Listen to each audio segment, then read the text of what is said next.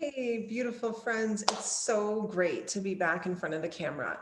I'm super excited to share with you a practice based on alignment. And this comes in two sort of sections. I want to talk about our physical alignment. So shoulders square, spine straight, chin slightly tucked in, and just changing the way that we sit or walk or practice yoga to incorporate some alignment can really change not just our physical health, but also our confidence, our ability to show up in the world, understanding who we are and putting ourselves out there. So when we slouch, we immediately pull in our heart. We give a message to the world, I don't want to be seen. Please don't look at me. Please don't look at me. Please don't let my heart be revealed. And I know that it can be scary to kind of change that, but especially women, we have a harder time showing up in the world. And that includes standing tall, leading with our heart. So I want to be thinking about when we come to the mat that we're going to talk a lot about alignment, but also the other side of that has nothing to do with our physical body is how do we act, think, and speak in alignment with our deepest values? Or how do we think, act, and speak around our biggest dreams? Do we have limiting thoughts? Do we have language that we speak internally to ourselves that don't follow our dream or don't feed our dream?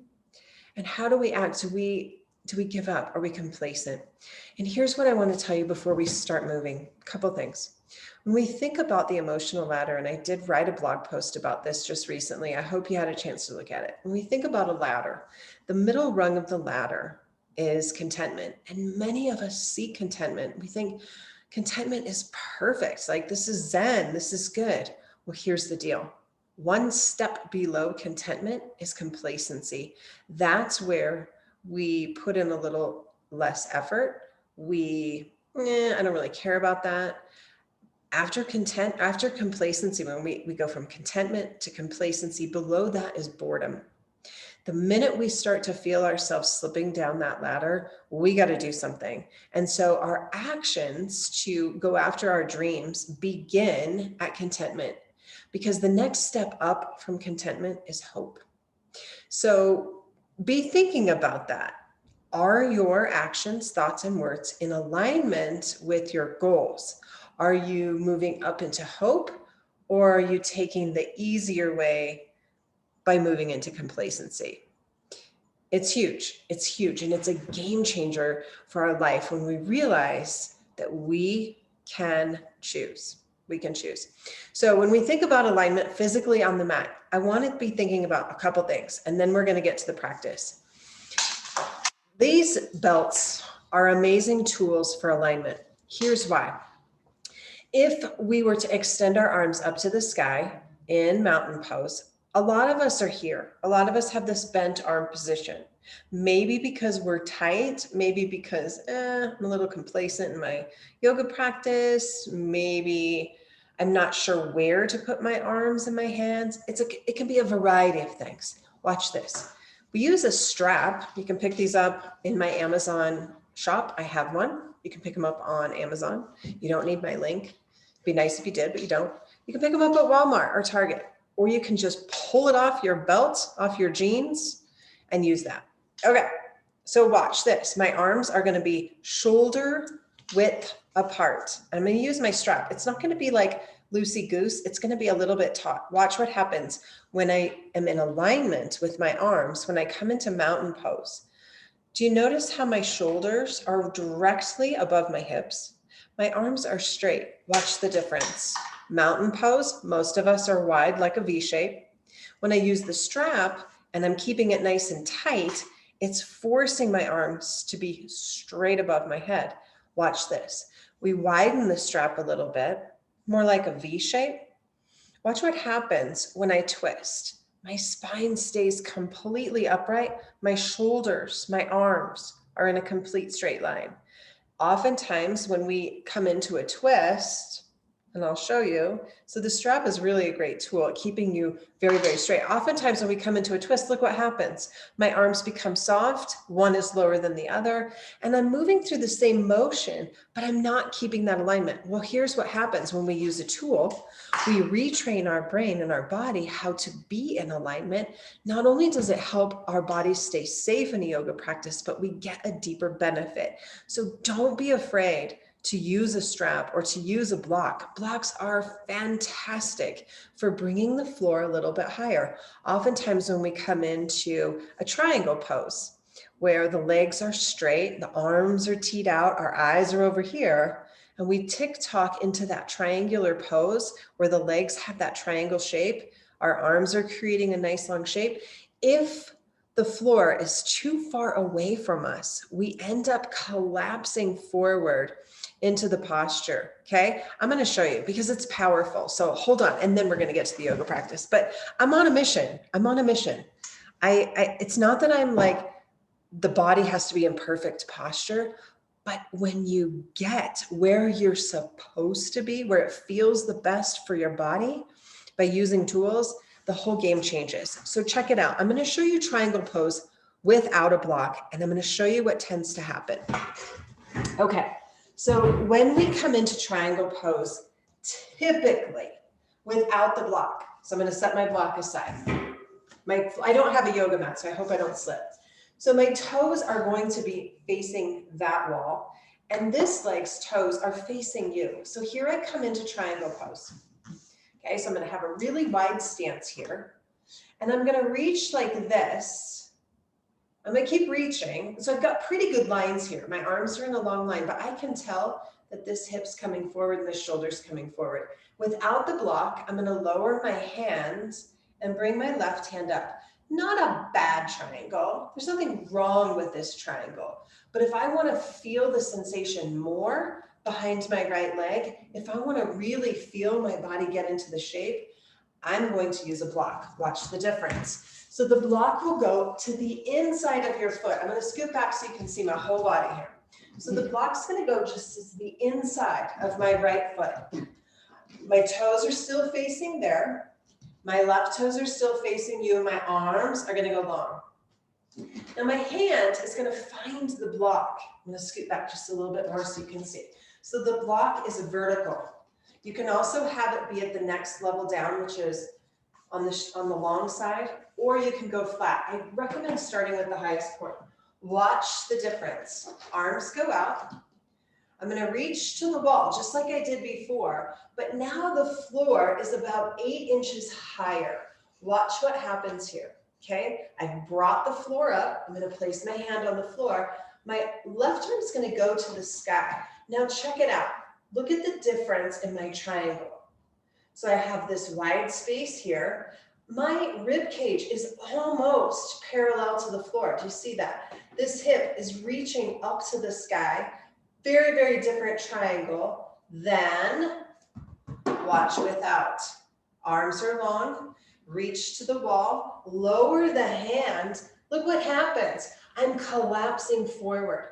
Well, I'm not getting as deep of a stretch here, and I've lost all the integrity of my alignment. It's very, very hard for me. So I need to bring my body up, and there I am. My hand is on my ankle. So I've brought the floor up by pressing my hand into my ankle. Don't need a block, but the block is handy. See the difference? Beautiful, yeah? So that's how we bring the floor up. Another posture where I see the most out of alignment is pyramid pose. Let's do it, okay? So I'm gonna grab my block again. I'm gonna have it handy. I'm gonna show you what it looks like without the block, okay? So I'm gonna take my left foot forward. My right leg is in the back and both sets of toes are going forward, but my right toes to protect my hip are going out just a little bit at a diagonal. So I'm just gonna come into pyramid pose. Pyramid pose, we don't have a huge, wide, long foot base. I'm on 2 separate lanes of traffic. Both hips are square to the front, okay? So here's what happens when we come into pyramid pose for most of us. So I'm gonna reach with my arms forward, watch my tailbone. I'm gonna cock it back, And then I'm going to lower. So you can see my spine is very, very round here. So I'm going to get as far as my body can go, maybe to the floor, I doubt it.